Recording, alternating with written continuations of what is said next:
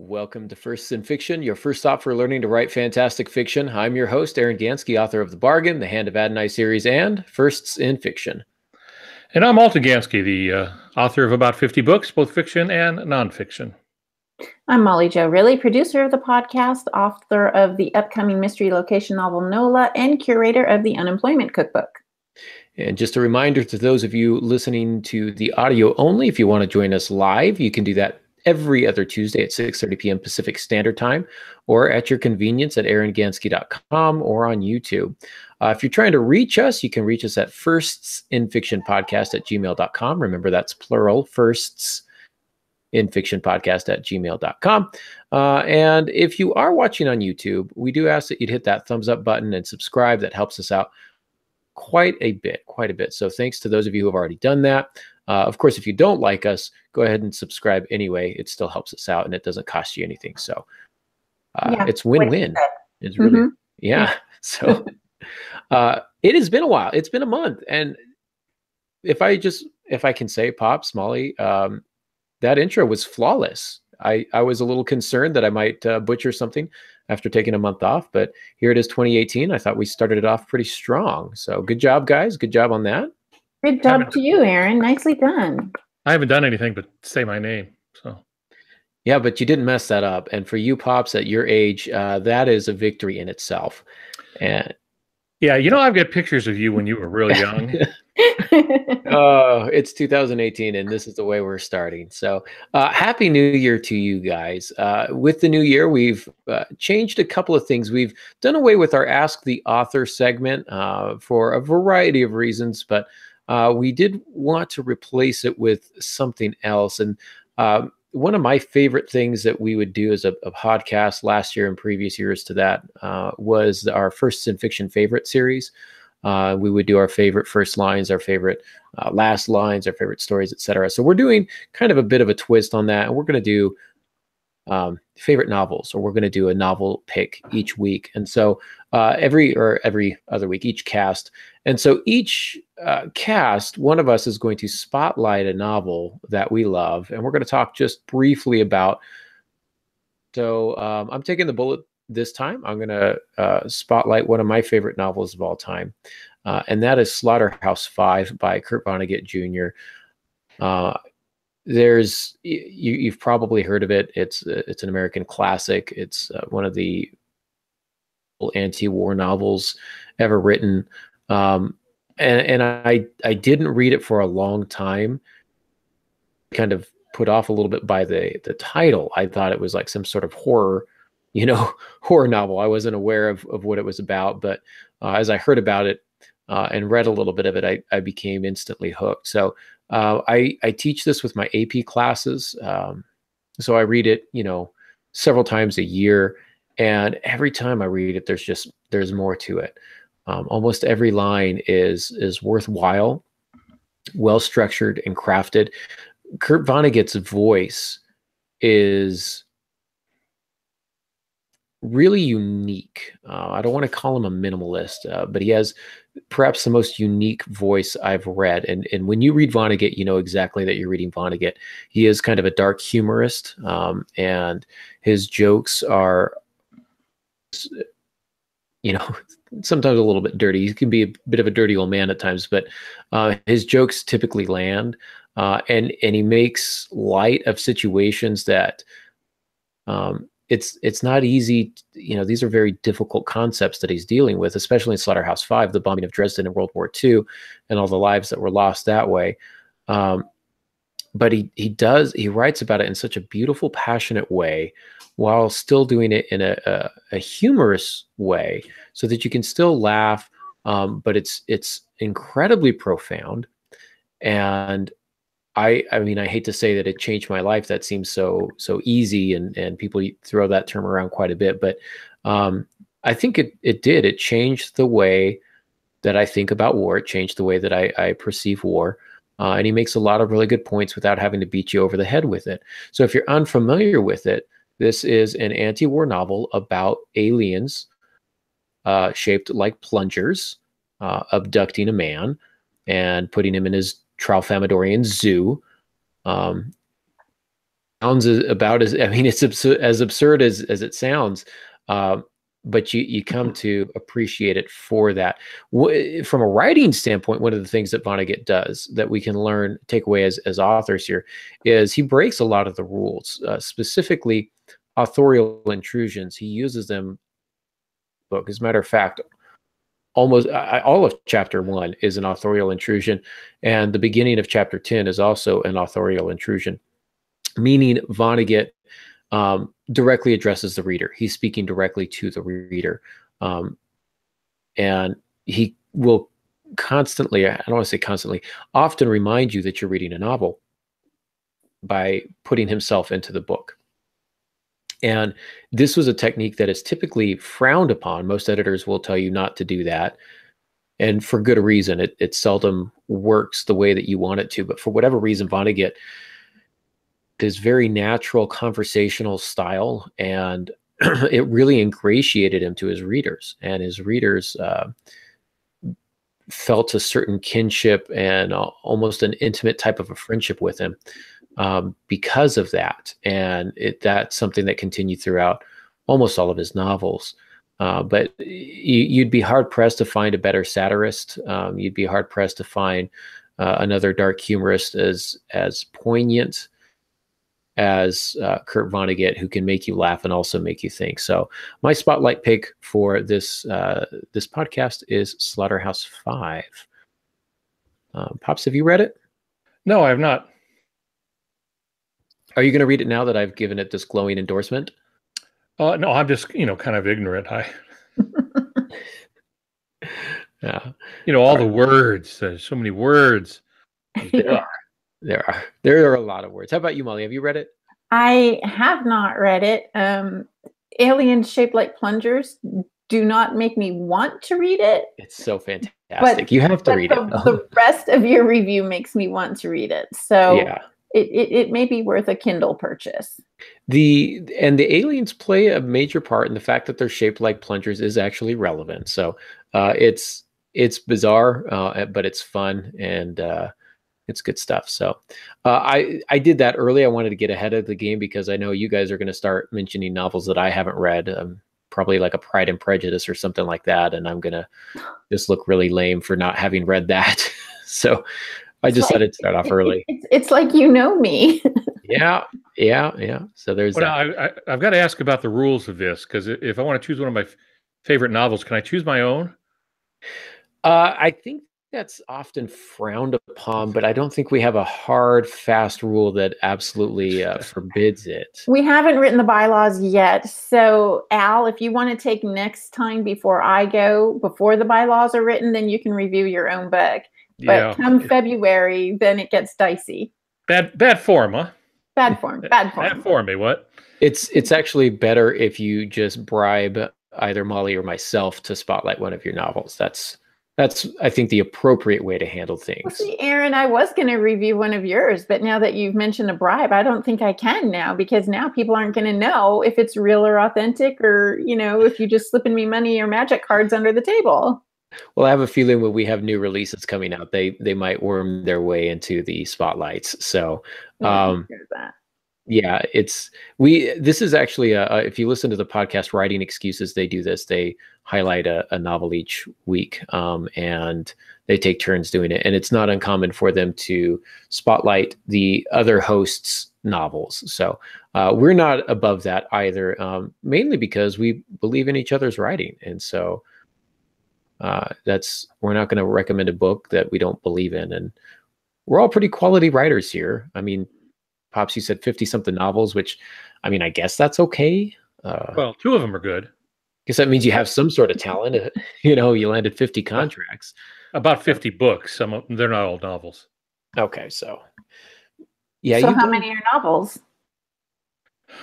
I don't know. It's probably over 30. Yeah. I don't know. I can't remember. So what you're saying, 13 nonfiction books. So what you're saying is you have a propensity to lie more than to educate.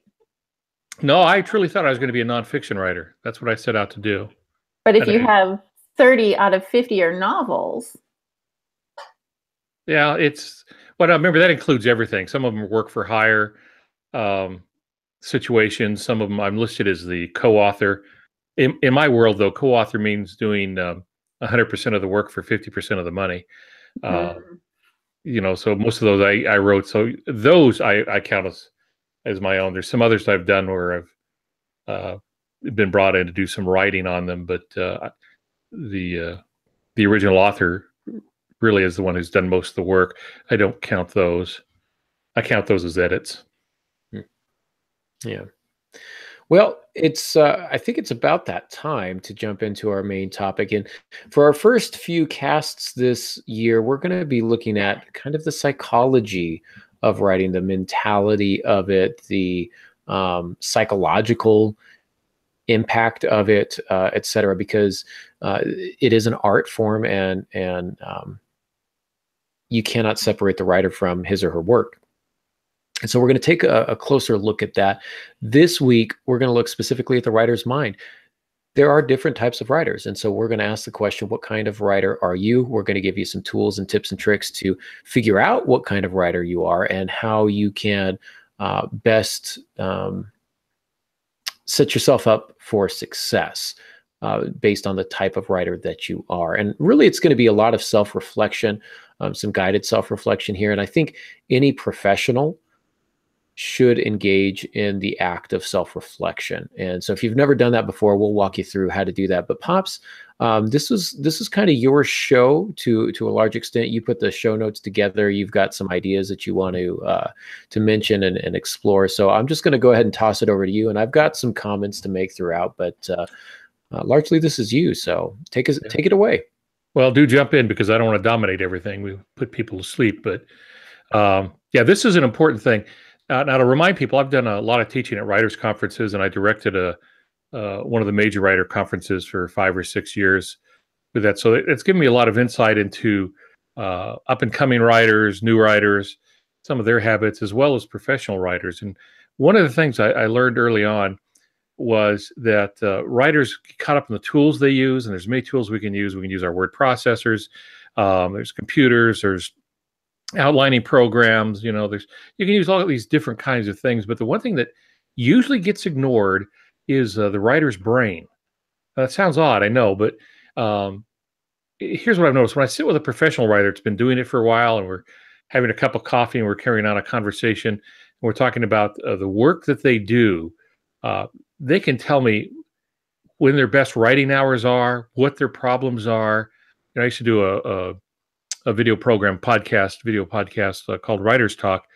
And the more experienced writers could tell me everything that gave them trouble and everything that goes right for them, and how they structure their day, how they get things done. And the reason is they think about what works for them. When I talk to new writers and you ask them some of those basic questions, they have no idea. So what we're wanting to do here is get an idea across that one of the things you want to do if you want to have a career as a writer, or if you just want to finish that first project, is know a little bit about yourself. Shakespeare said, "Know thyself." And Benjamin Franklin said that, and that's really our first thing here. Now, the writer's first job is to know himself or herself. You have to know yourself. Benjamin Franklin said, "Observe all men, thyself most." And he wrote that in Poor Richard's Almanac back in 1740, back in August. Yeah, I bought that book new. Yeah, so that was a good year. Yeah, that was a good year. So, yeah, I bought it new, and I have no idea what you guys are talking about. And I loaned it to John Adams. Never saw it again. But anyway, observe all men, thyself most. And this is one of the things in our culture we have lost sight of. We don't really look at ourselves.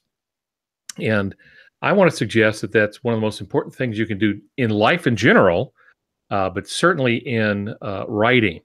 For a while when I was teaching at college, I was asked to teach how to study. So we'd have new students coming into the college. My job was to teach them how to study.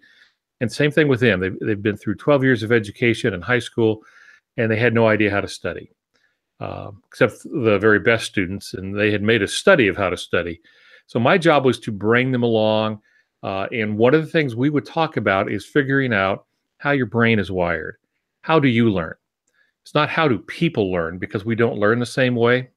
We don't learn at the same time. We don't learn at the same rate. And there's the 3 modalities of learning. Is that new to you guys? The 3 modalities of learning? Yes.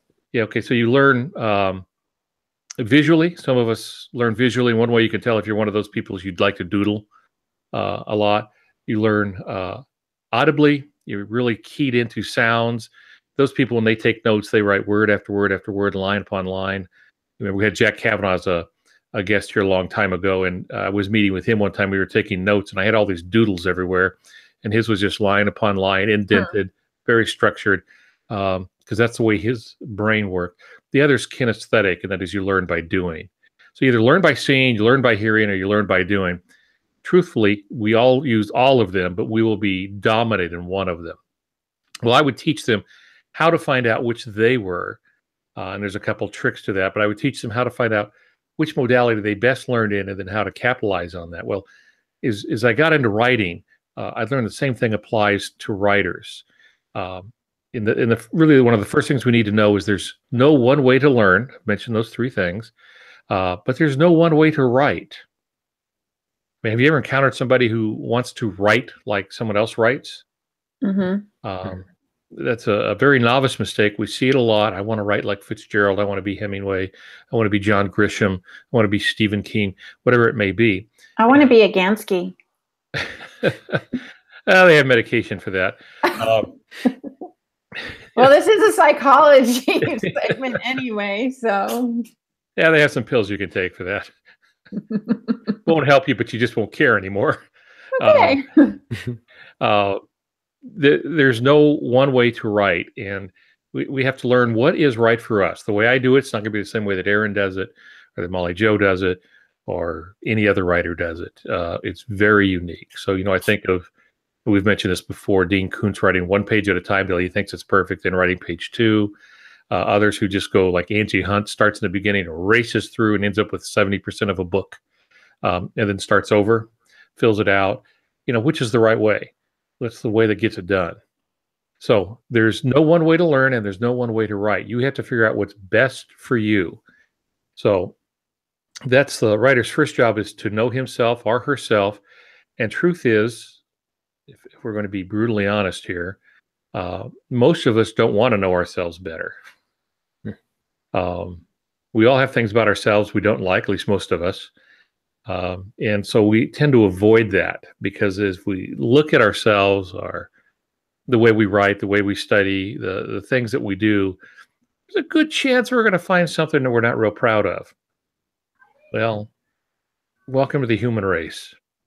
That's just the way it is. And I understand that. I'm very insecure, so I understand that. But we do need to know ourselves, and the way that we write, once we know that, we'll write faster, we will write better, but we do have to take the effort to learn all of that. So often we don't like who we are, and it pains us to identify our weaknesses. Much more fun puffing out our chests and bragging on our strengths. That's a much more fun thing to do than to figure out that, I've got a problem with this. I don't know how to do this. I tend to give up too easily, those kinds of things, and really facing those problems. So learn how your brain is wired. That's really our first thing, Aaron. I see that as a kind of a trait of an amateur writer or a novice writer is all they want to tell you is what they're good at, and where I'm really, really good at dialogue. But they've never studied dialogue. They've not read the masters. They haven't read Kraft's books. They haven't done anything, but they believe in their mind that they are really, well, this is not just you. This is all sorts of new writers. Just me. I think you were supposed to say this wasn't you, period. Well, it's mostly you. It's just not all. I mean, if we're going to use a percentage, maybe 30 out of 50 is... You guys know you're paying for my therapy after this, right? If we're doing the psychology of a writer, you guys are so paying for my therapy. I don't want to be the only neurotic, so... The point I'm actually trying to make here is if it's been clearly demonstrated here, not only by Molly, but I think by Popson and myself as well, is that writers are notoriously insecure, and they are notoriously narcissistic. They seem to alternate between the two. You'll read one page and go, that's the greatest thing that's ever been written in the history of mankind. And you'll read the next page and just want to burn everything that you've ever written because it's so terrible. We are often far more critical of our own work than anyone has a right to be. And we're often champion our work far more than it probably should be. And so in this, when you talk about learning about how your brain is wired, part of this self-reflection is finding a balance. Understanding you're not great at everything, understanding that you are great at some things, understanding that you're not terrible at all things, but also recognizing that you probably do have some room for growth in areas. That's what we're really talking about here, learning how your brain is wired, but also being realistic and having realistic expectations for yourself. Learning to tell yourself, we may talk about this a little bit later, one of the most powerful things that you can do as a writer is to learn to tell yourself to shut up, and when to tell yourself to shut up. Sometimes you need to listen to the voices inside your head that say this is garbage. And sometimes you need to tell them, hey, I understand that it's not great now, but it will be great later. I just need to finish this chapter. I just need to finish this page. I just need to finish this paragraph. I just need to finish this novel, wherever you're at. But take some time to really look at your work. And this is something that most new writers don't do. And it's one of the steps that I believe is mandatory if you want to move from amateur to professional. If you're going to be a professional writer, you have to behave like a professional. And part of being a professional is self-reflection. That's what I would add to that. Yeah, I'm thinking of Vincent van Gogh because I saw something just recently about him, and sometimes we think people like Vincent van Gogh are just naturally natural geniuses at what they do, and that they're born a good painter. And this presentation was showing Van Gogh's early stuff, and it was garbage. He couldn't paint. He couldn't get perspective down. He couldn't get figures down or anatomy down or anything like that. But he worked at it day after day, year after year, living in poverty, so much so that his teeth were falling out because of lack of nutrition. He had to choose between buying paint and eating, and so he bought paints. So then he became good, overnight. The night lasted, 10, 12 years. But he then became very good because he loved the work that much, and he just kept learning. He learned about himself. He identified his weaknesses, and he kept working on them, sometimes spending day after day after day just trying to get one face down, trying to learn how to present that or how to get the lighting done, and just do that over and over and over again until he gets it where he wants it. That's pretty much the way we writers are. The more we work at it, the better we get at it, but there's still some work up front. So the second thing I would say is this. One of the things we need to do to keep our minds straight and in the game is we need to stop obsessing over what other writers do and how they do it. I think it's great to observe them and see if you can adopt anything from them, but we need to kill and bury the comparison game because nobody does it the same way. Hemingway could only write for a certain number of hours a day. I think was it Fitzgerald maybe? That wrote, he said 8 hours a day or something like that. Hemingway called him a liar. I think it was Fitzgerald, maybe not. But the point was he knew he was good for maybe 4 hours of writing, and after that he was toast. So he'd go hunting or fishing or whatever he wanted to do with that. He learned that about himself. So it's okay to observe other writers, learn from them, see if anything fits.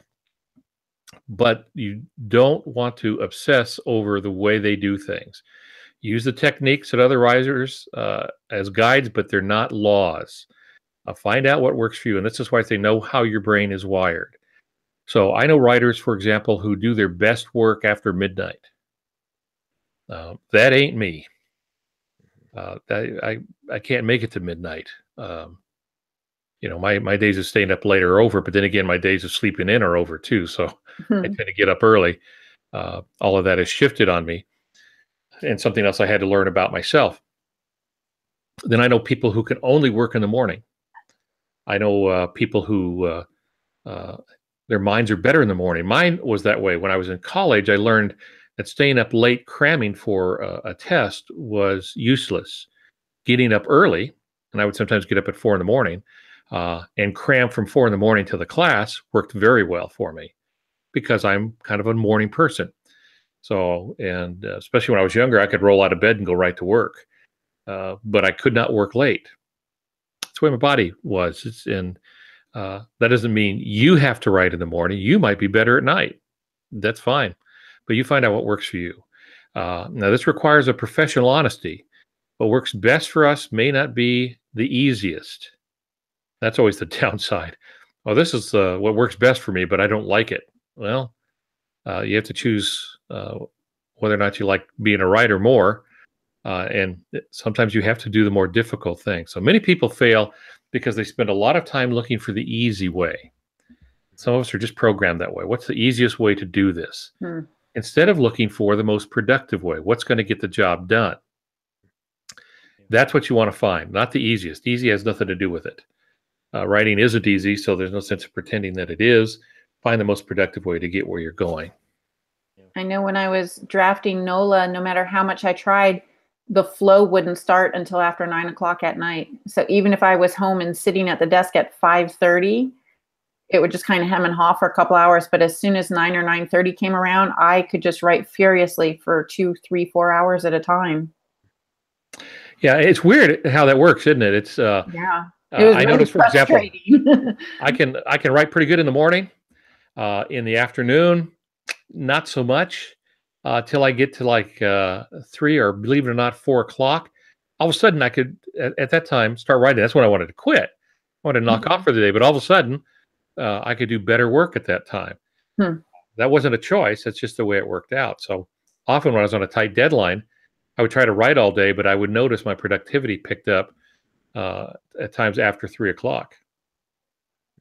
But it was between lunch and 3 o'clock or 4 o'clock was tough sledding there. That was just plodding along. That's when it's work, and you gotta keep going with that. Now, Pops, you were talking about the comparison game, and it's so natural to compare yourself to other writers. I think everybody compares themselves to other people. I mean, if you're a football player, you're going to compare yourself to other football players. If you're an artist, you're going to compare yourself to other artists. Writers compare themselves to other writers. When we were in a band, we would compare ourselves to other bands. And I'll use this kind of a music analogy. The question would always be, what type of a band are you? What kind of music do you play? So we would throw out the names of some popular bands that we were often compared to, not necessarily by ourselves, but by some of our listeners. That's fine. That's fine. Saying that we are like X plus Y plus Z is not saying that we are X or we are Y or we are Z, but we've been influenced by them. Be influenced by great writers. Study them, learn from them, as you say, Pops. Use them as guides, but like you say, not as laws. Don't mimic. If you're mimicking them early on as you're writing, just to try and develop a style, that's fine. If you're mimicking a wide variety of different writers, but if all you do is try and mimic Hemingway all day, every day, you're going to be a poor substitution for Hemingway. Instead, what you want to do is you want to develop your own style, what we call in the business your own voice. And this is one of the most challenging things for any writer. It takes a long time because nobody knows what their voice sounds like when they first start to sing. They always want to sing like, a Mariah Carey or a, Kurt Cobain or whatever the case may be. It's only I didn't know you wanted to sing like Mariah Carey. I don't have any interest in shrieking and wailing. Kurt Cobain, yes, but I can't sing, not period. Shrieking and wailing? No, that is, but it's good. So comparing yourself can actually be very, very poisonous. And so, take some leads from them, be influenced by them, but don't copy them. Does that make sense? Yes. Yeah, and the music industry is a good example. They will often, remember the Beatles talking about some of the groups they studied, often blues singers and guitarists. They didn't want to be blues guitarists and singers, but that form of music had a few things for them that made what they did better. And that's what they would do. This fits. This fits who we are.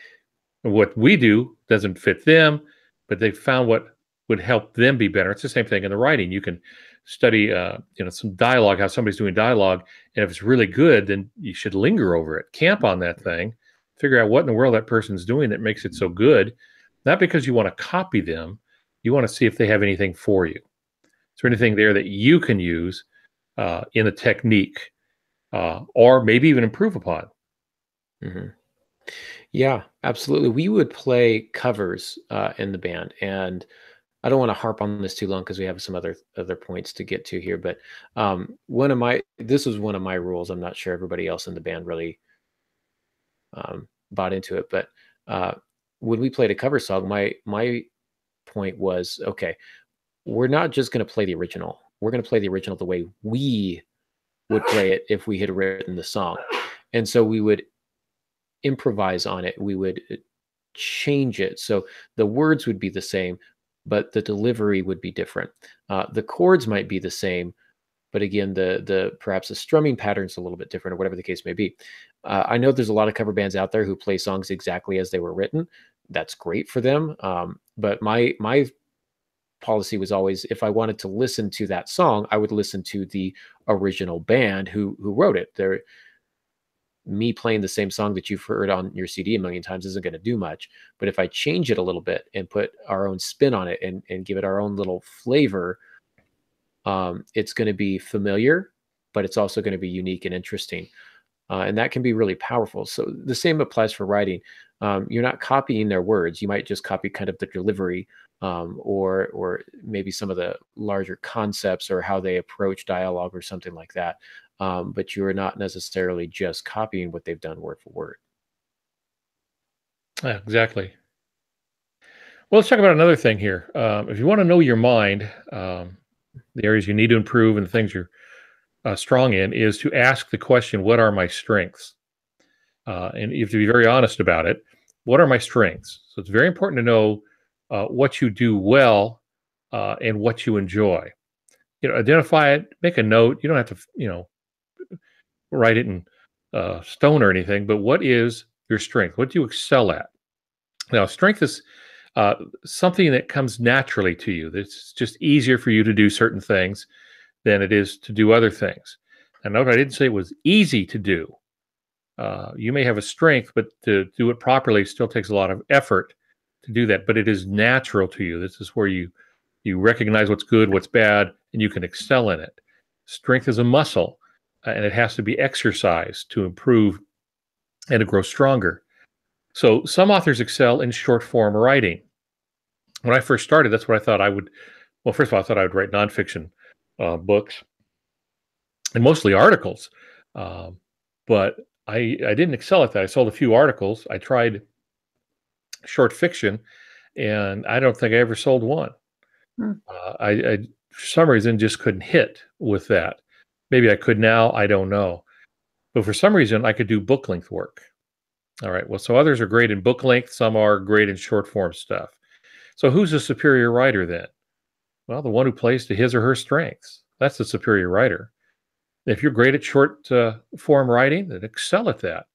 That's wonderful stuff. If you're you do excel at long form stuff like novels, then that's what you want to focus on. That's your strength. But you have to figure that out. No one's going to be able to tell you that. And sometimes you don't get to choose. There are people who've written short stories, for example, can't write a book. There are some that have tried and they didn't do all that well with it. There are some that can, but you have to find out which you are.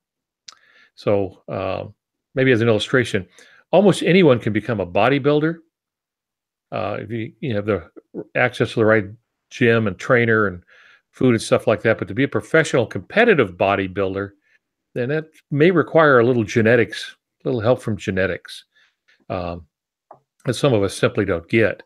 Well, you have certain strengths that come to you naturally. Again, not necessarily easy, but naturally to you. And so you need to know what those are so you can play up to them. So ask yourself, what are my strengths? Write them down. When people like your beta readers or someone else is reading your stuff, and they say something specific about your writing, something that they like, then you need to pay close attention to that. Don't push it off. Uh, like I've done most of my life. It's, oh, no, no, no, no, Garsh, you're just being kind. Uh, there may be some real truth in that. So if there's something they really like, dialogue, description, whatever it might be, you pay attention to that because that's something you want to foster. It's your job to turn the good into the great. That's why it's important to know what you're strong at. Ooh, I like that. Yeah, you turn the good into the great. So you want to capitalize on your strength. Yeah, I mean, the sprinter who is naturally fast doesn't say, "I'm naturally fast. I'm never going to sprint again." You still work at it. You still have to work hard at your strengths to get better and better and better. But if we're going to continue that bodybuilding example, maybe you've got really great biceps, but your triceps not so great. It doesn't mean you just continue to work on your biceps. That would be ridiculous. You have to work out your triceps as well. So you have to work on your weaknesses as well. Bottom line, you got to work on everything. But don't be afraid to take a little bit of pride in the areas where you excel. Don't be afraid to lean on those when you are stuck. Some writer's block. You don't know what to do. Go to where you're strong and let that shine. Like you say, Pops, you go ahead and take the praise, but you don't want it to overinflate your ego. You want to keep a level head, and you want to keep moving on. That's how you're going to keep. This is kind of how you're going to become a better writer. You want to keep your strengths strong, and you want to develop your weaknesses to get them healthy. If you've got a perfect set of teeth, though, don't be afraid to flash that winning smile here and there. You've worked at it, so go ahead and work it, girl. You know what I'm saying? You didn't just call me girl, did you? I was talking to Molly. These teeth are not perfect, so no, it was not me. I have trouble believing that there's anything about you that's not perfect. You have just won forgiveness for anything that's going to happen in the next 360 days. Yeah, I was trying to make up for the other thing. So yeah, that's awesome. Yeah. I have a question. I'm motivated by guilt. Topic. When you're starting out from the beginning, how do you know what your strengths are? How do you find out what your strengths are? You guys are talking about pay attention to what the beta readers say, but that's after you've already conquered your first draft. And it took me 5.5 years to get it done. It would have been great if I knew what my strengths were 4 years ago. Well, I'm working on the assumption here that if you're writing, you're probably reading. And so when you read your stuff back after you let it sit for a little bit, age a little bit, you come back to it with fresh eyes, and you can see what really works and what doesn't. And sometimes what you can see is you're great at descriptions. You really feel like you're in that place. You do great scene work. But dialogue's a little stiff or corny. Or you can't figure out whose voice is whose. Mm-hmm. And that will really stand out. The more you write, the more self-critical you get. And I don't mean that in a negative sense. I think I've told the story before that my book, A Ship Possessed, went to show you how old this book is now. It came out in audio cassette tapes. It came out on what now? Yeah, cassette tapes. Visit a museum. Anyway, so I hadn't even been informed that it had come out like that. So I went ahead and paid the big bucks, got that, and I was listening to it. And usually when I was on a treadmill, I kept thinking, okay, this is good. This is good. That's all right. Oh, this is really good. And then I would hear something and I think, well, this is the worst piece of writing ever. Who wrote this? And then I tried to blame the editor for changing things. It turned out it was always me. It was never the editor. But you begin to recognize it. So the idea is you keep writing. You'll know some things will come to you a little more easily, or they will be a little more satisfying. You just get a good feeling about it. Other parts you think, man, this is just really tough going. Those are maybe some of the weaknesses, which we're going to be talking about here. Well, it's the next thing. Should I just go ahead and jump into that? Well, I want to kind of to add to that. I like what you're saying, but I also worry that if you are a new writer, you haven't done a lot of reading, a lot of study, You hang out with people who aren't readers. It's very easy to think that you're good at something that perhaps you're really not. And that sounds harsh, but it might be worth your while, if you really want to do this, to get the opinion of a professional. That might mean that you have to pay a few dollars here or there to have somebody evaluate, 3 pages of your novel, 5 pages of your novel, whatever the case is. I wouldn't send them a lot. I know a lot of high school students that just say, "Mr. Gansky, can you take a look at this?" I can read a page of yours and tell you what you're good at and what you're not good at. Finding a professional opinion, if you're able to, is going to go a long way to kind of orient you, if you will, to set up your reasonable expectations.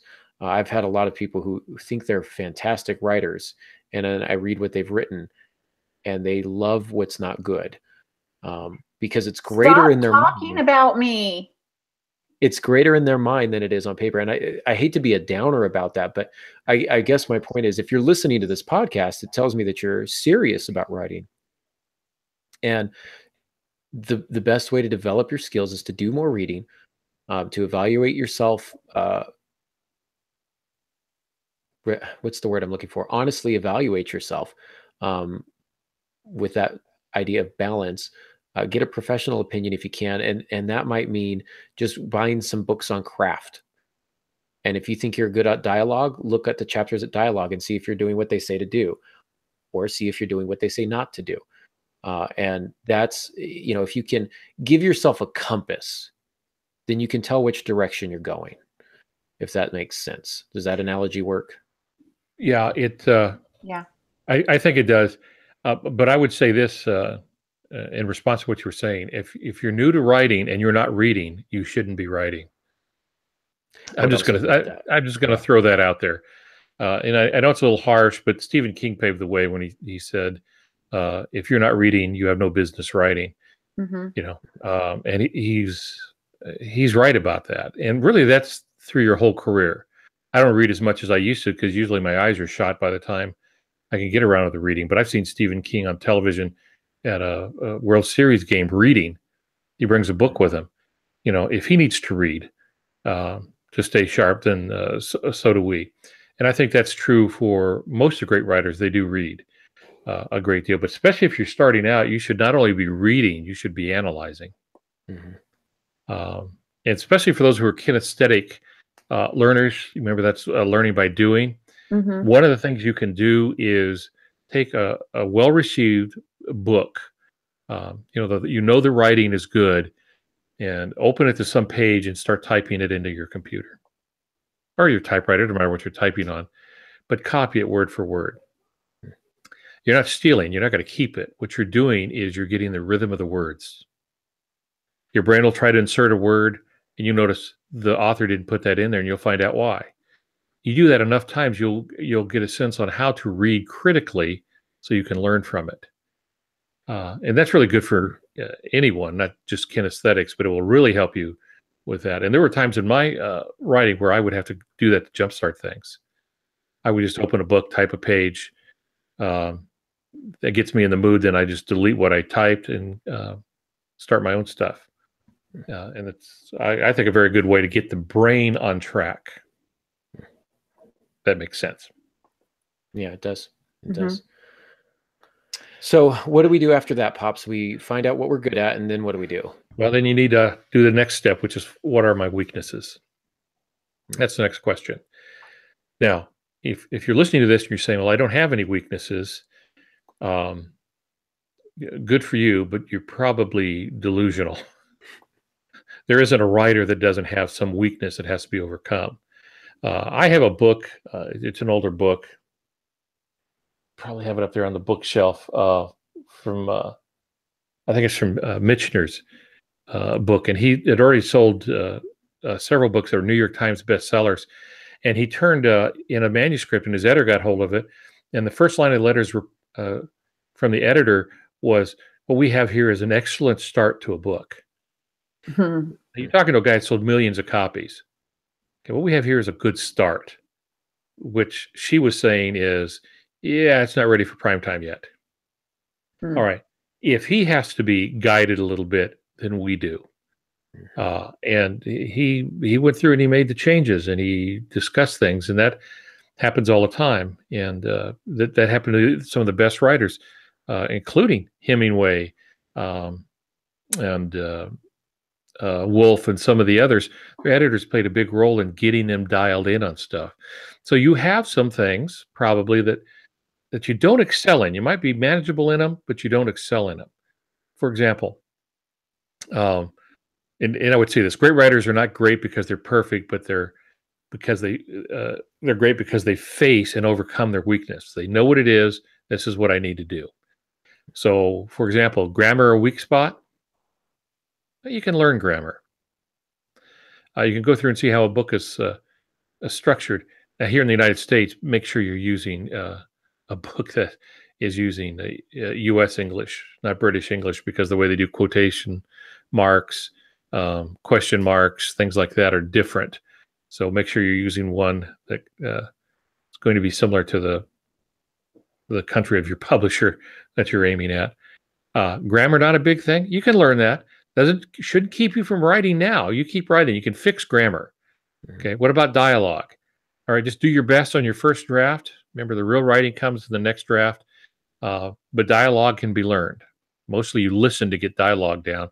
But notice how other good writers. What about plotting? Have trouble with plotting? Setting the story out? You know, Sue Grafton, who we just lost, she just passed away here a week or two ago from cancer. Did the alphabet series. A is for alibi, B is for burglary, something like that. She didn't get all the way through before she died. But one reason she went into mystery writing and police procedurals is those are the most difficult plotting. And she was told she didn't know how to plot. And so she said, all right, then what I'm going to do is I'm going to choose the most difficult plotting technique and I'm going to master that. Well, she did big time. She made a great career because she mastered that, but it was her weakness. She recognized it, didn't get offended, said, all right, now what do I need to do? And she studied all the great plots. What about perseverance? Give up too easily? Okay, I'm one of those. I give up all the time. And remember Al's axiom, you can quit anytime you want, you just can't stay quit. So that's not unusual. If perseverance is a problem, just tell yourself that. I always want to quit. So next time you want to quit, you say, yeah, this is typical, and keep going. Just acknowledge it, but keep doing what needs to be done. Vocabulary, a little weak on the vocabulary, redundant in the terms you're using. You can build vocabulary. There are books you can get. I used to read novels and keep a dictionary next to me. Remember dictionaries? These are paper dictionaries when I was doing it. What? Yeah. Can I share a quick story? Sure. I was playing football today, or not today, Saturday with some friends, and one of my friends is named Noah, and one of my friends was named Webster, and they introduced themselves to each other and said, "I'm Noah Webster," and it was like the greatest geek dictionary moment of all time. I geeked out a little bit, and they're like, "What's wrong with you?" I was like, "Never mind, let's play football."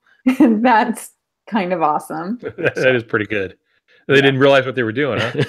No, They're like, what are you talking about? Yeah. Noah Webster. Noah Webster. They're like, what are you talking about? Like, never mind. Read a book.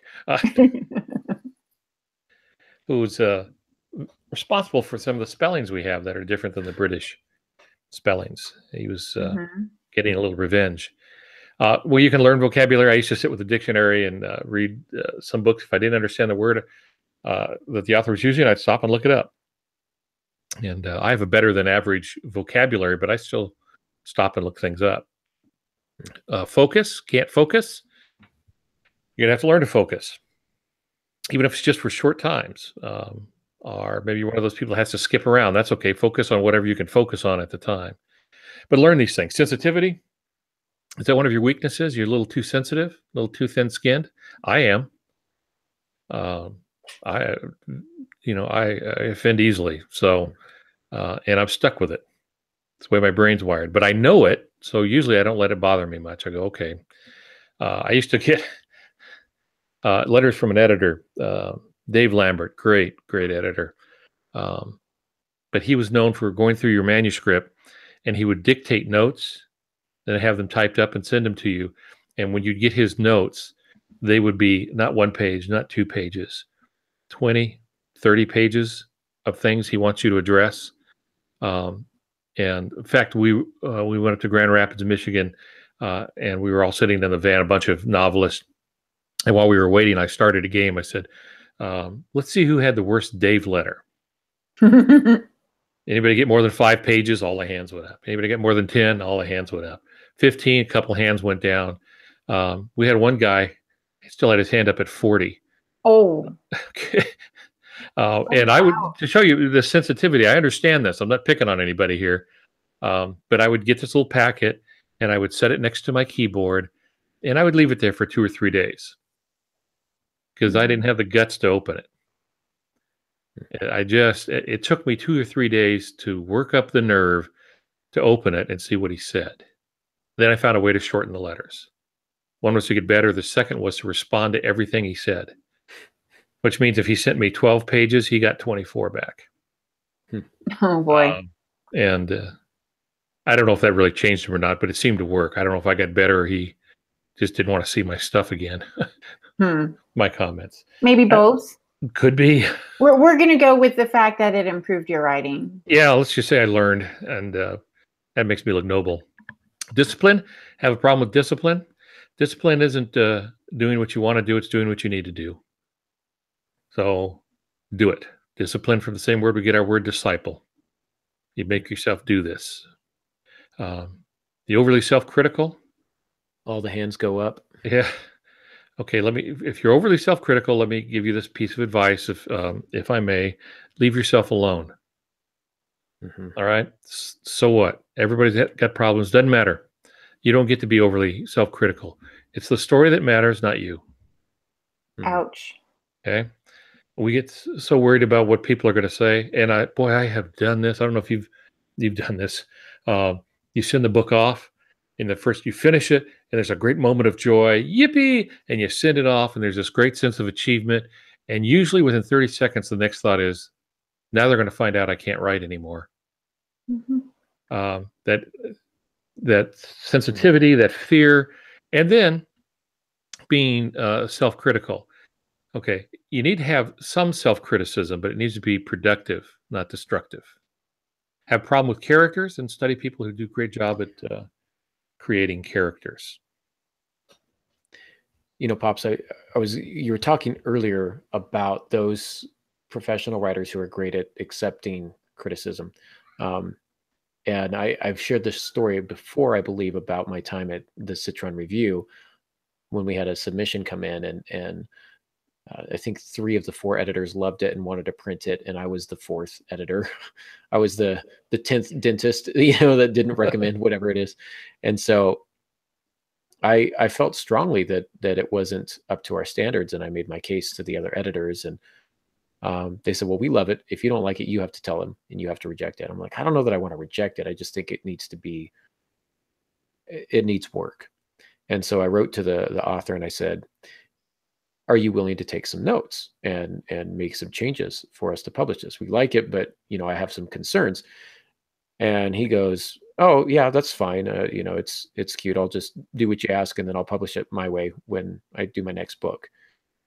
I'm like, oh, that's cute. He's going to publish his own book. And so I say, I'd like you to try this particular technique. It's best seen in this particular story in this collection of flash fiction. He goes, yeah, I got that book. I'm in it. I say, what do you mean you're in it? He goes, they've got one of my stories in it. This is a really well-respected book. And so I open up the book. Of course, there's his name. And, come to find out he's in the flash fiction community, much to my chagrin at that point. So here I am trying to give him notes on how to write flash fiction when he's published far more than I ever had. And he accepted it graciously. I stuck to my guns and I said, I still believe it should be done like this, or change this or that. And he said, I really like these changes. I think it makes the story a lot stronger. I am going to keep it this way. And so even though he's a professional, like that was my shiny moment as an editor. I was like, oh, working with a professional and he's taking my notes. So, he's a professional because he is able to take notes. Yeah. I just thought it'd be a great episode for us to do when your editor is wrong, because they can be wrong. I've had to go toe to toe a few times. Mhm. Not often. Usually they're right. Yeah. Most of the time they're right, but every once in a while they just miss something. Yeah. And then you just have to kind of stick to your guns on that. But that'd be another episode. Yeah. All right. Well, so what do you do with your weaknesses? You just ask, what do I need to learn, and learn it. And then along with this is something you already said. What's your inner voice?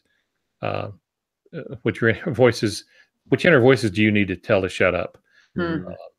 And they're just being overly critical. Sometimes you need to do that. That is my most frequent phrase with my internal dialogue. Just shut up, Al. I'm probably revealing too much, but that's true. Sometimes I just have to call myself on the carpet. I'm a tough guy to work with. In terms of that, we don't have we're so close on time here, running out very rapidly. But if you're looking to learn, best ways to learn, again, is the First Sin Fiction podcast, obviously. Other writing podcasts that are out there will teach you some good stuff. Craft books. I'm a big proponent of craft books. Sign up for a class at a community college. There's lots of ways where you can learn how to improve your craft and where your craft needs to improve. So it's going to take some work on your part, but I think it's definitely worthwhile. Pops, maybe just do a quick list of questions that we can ask in terms of our self-evaluation and reflection that are going to best, when we can find the answers to it, how do we become a better writer? Yeah, then I'll close out with a little personal anecdote at the end. So we've already been through what do you do for your weaknesses. I've got some points under this, so go get the notes, the show notes. When do you work your best? Are you a morning person, late night person, so on? You need to figure that out. Don't compare yourself to anyone else. What works for you? What revitalizes you? You need to find what encourages you, what gives you the proper rest. When do you need to step away? What gets you going again? In my case, it's movies and naps.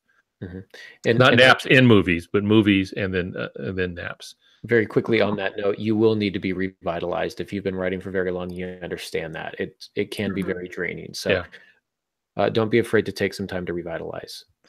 And what are your sensitivities? What's your hot button issues? What trips your trigger? Know what they are so you don't over respond. What are your fears? What frightens you? Most people are afraid of failure, criticism, so on. Writing is an act of self-discovery. That's what we've been talking about. And every project is an act of self-discovery. Once you commit to a project, don't give up. Perseverance is the key. Just keep going.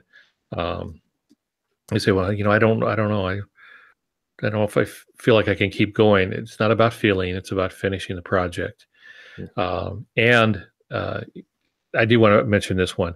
Most people who set out to write never do. Most of those who do start never finish.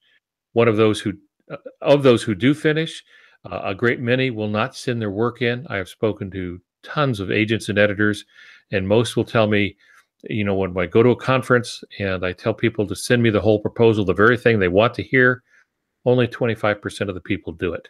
And it's all a function of fear. All right, so I'm going to close out with this then. And that is to listen to the right voices. And this is going to be very important. Be careful who you let plant stuff in your brain. Make sure they know what they're talking about. They've been down this course before. You don't hire a guy that's never been on that road. You want to know where you're going. And to give you an example, discouragement can come from anywhere. So when I was a kid, I got an interest for a while from watching Perry Mason, of all things. I thought, I want to be a lawyer. So I told my mom, I want to be a lawyer. And she said, oh, you can't do that. You have to be smart to do that. Okay. I turned 65 next month. I've still never forgotten that. Now, she wasn't, trying to be discouraging. She had no education. She didn't really realize what she was saying when she said that. But it was very discouraging. So surround yourself with people who can move you forward with positive voices. Feed your brain, your heart with words of advice that help you move forward, not that tear you down. That's not to say you don't take criticism. That's not tearing you down. That's giving you guidance. But there's a reason I avoid writers groups and love writers conferences. I've never found a writers group in my thinking. Now other people have, but in my experience, I've never found a writers group that had enough qualified people to critique my work. Uh, they had a lot of advice, but most of them had never done anything like that. So it's, taking advice from the wrong people. But I love writers' conferences because there are a lot of people there who give advice and they do know what they're talking about. And those are the folks that I listen to. Pops, I don't know if you're aware, but I had supportive parents growing up. My father encouraged me in my writing journey, but I still remember the first story that I gave you, and I got your notes back. I thought you had cut your wrist. I thought he's bleeding to death on my paper. There's so much red ink here. Oh, And I think you set it down. You said, "Don't be discouraged by all the red marks. This is still good." I was like, "What? What are you talking about? You told me to cut out." I wrote 100 words. Therapy when that was over there, Aaron? I still remember it, but you were right on everything. And so you have learned to be encouraging and constructive with your feedback, and that's really powerful. I've met a lot of writers who end up not becoming writers, because they don't have someone in their corner. You have to have someone in your corner. Number one, you need to be in your own corner. You need to believe in yourself. You need to tell that voice that in your head that says you're not good enough. You need to tell it to shut up. And you need to persevere, roll up your sleeves, and say, I may not be great now, but I will be great eventually. That's the journey that all great ones take, whether it's writing or artistry or athletics or music. It doesn't matter. For me, my cheerleader is my wife. If I come home grumpy, she says, "Go write a few pages." Like, she knows me, and I'll go and write a couple of pages and come back out happy. So she's my cheerleader. My children support me. My parents have supported me. And that's probably why I am where I am today, is because I have those. So find the encouragers, and those who are tearing you down. Understand that it usually comes from a place of ignorance. "Oh, you're going to be a writer? Oh, you're no good at that. Nobody can get published these days." Just take that with a grain of salt. That's usually a comment made out of ignorance because they don't understand what it means to be a writer. And maybe you can smile and nod and say, "That's adorable that you think you can have an opinion on what it takes to be a writer when you've never written anything." Here I've been knocking him to the ground. So I've been doing that wrong then. Yeah. Well, there's less handcuffs involved when you do it that way. So I noticed we've had quite a good chat room, and there's some questions here, I believe, from some of our chat rooms. So what do you have for us, Molly? We've had a great chat room. It was very interactive tonight. We had up to 9 people in there active at one time. So that was a lot of fun. We do have 3 main questions from Andy Clapp. And he says, the first question is, in all seriousness, what if you have convinced yourself that you truly don't excel at anything? Well, first, congratulate yourself that you were able to convince yourself of something, and then begin convincing yourself that you're good at a lot of things. You believed yourself in the first case. Now believe yourself in the second case. You are good at something. Sounds to me like you're at a point where all writers get eventually, and all artists to a certain extent. I think that's a symptom of not being where you want to be. You want to be better, but again, your self-evaluation may not be accurate. We are notoriously, as writers, notoriously self-critical. Maybe it's time to have somebody else take a look at it. I'm willing to bet they're not going to say the same thing. Sometimes it's hard for us to see what we're good at and what we're bad at, and sometimes it may take another pair of eyes, and that might be a loved one, a family member, a trusted friend, something like that. But get some positive words in there, and I don't know how else to say it. This is part of the writer's psychology. It's a part of the writer's brain, is that self-criticism, and it can be really, really painful. But it's just something that you have to go through it, and you have to, like Pop says, convince yourself that you're not terrible. Convince yourself that you are good at not just one thing, but several things, and develop those. I agree. Dave Fessenden commented on it. He said, if you've convinced yourself you don't excel at anything, just tell yourself you're wrong. And if you're afraid to show your stuff to someone, it's because you're afraid someone else will tell you that, yes, you don't excel. that's an indicator that you really want to excel at your writing, and you will if you keep on working. You know, sometimes we worry more about ourselves than we do the story. Mm-hmm. If you love the story more than you love, I don't want to say love yourself, but if you love the story enough, then it's not about you anymore. It's about the story. And so that's what I do. It's the story that matters most to me. I love my readers, and I love the story, and I love the process, and I'm not worried about whether or not I'm good enough. I'm just going to do the work, and that will make you good. Without trying to get too ethereal, I believe the story exists outside of the writer, and the writer is not so much a creator, but oftentimes is a conduit. The story has chosen you. This story has chosen you to be its voice, and you need to honor and respect that, and tell it however you can tell it, and just understand that if it's not great the first time, that's why they made second drafts and third drafts and fourth drafts. But if this story has announced itself to you, it is your responsibility to put it down on paper and to give it life, and then to shape it. It's like a child. You've got to nurture it. No child comes out walking and talking, except for that one that was creepy and weird. But that'd be pretty scary. Yeah, it would be weird. But hey, Dad, high five. They've got to be trained. Yeah, jeez. So many jokes, but we're going to move on. That's what I would say. Other questions? Yeah, 2 other questions. Andy also says, who do we, Aaron, Al, and Molly, consider to be authors who make great characters? Create great characters? Mm-hmm. I said Sir Arthur Conan Doyle, but that may be because I'm currently reading the Sherlock Holmes complete set, but I mean Shakespeare. Always. Oh, what did Shakespeare know? Shakespeare. I like Marvel Comics. I think they make great characters. That's just me. Well, let me go back to Doyle. Yeah, I think you're right, because he has the perfect balance between Holmes and Watson. Mm-hmm. In essence, they're polar opposites. Mm-hmm. And then Lestrade. In fact, that formula has been used over and over now. It's used all the time.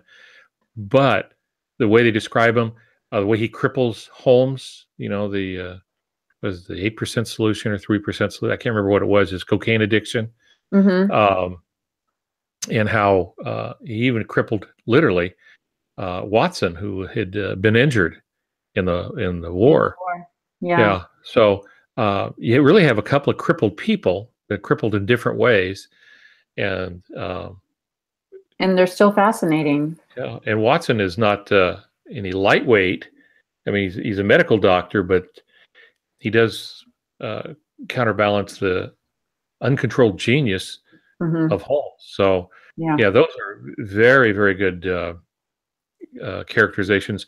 There's really a good number of them.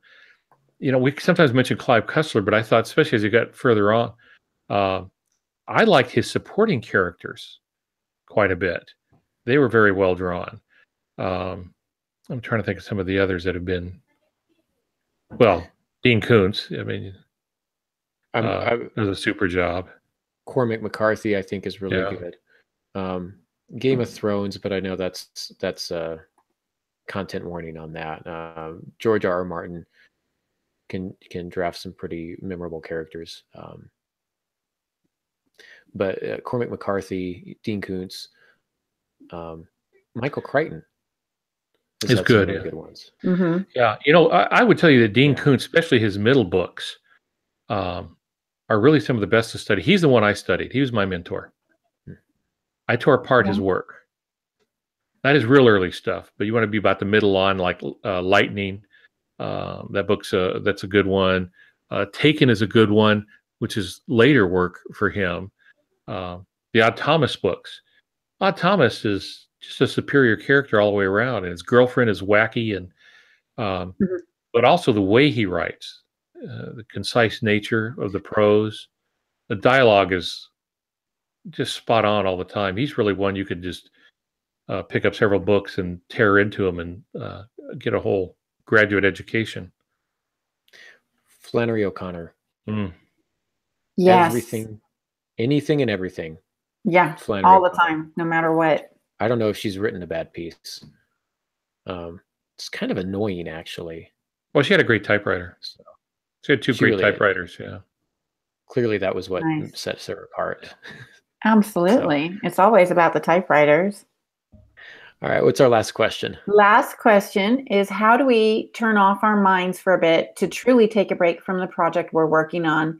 Andy says he thinks that's necessary for revitalization.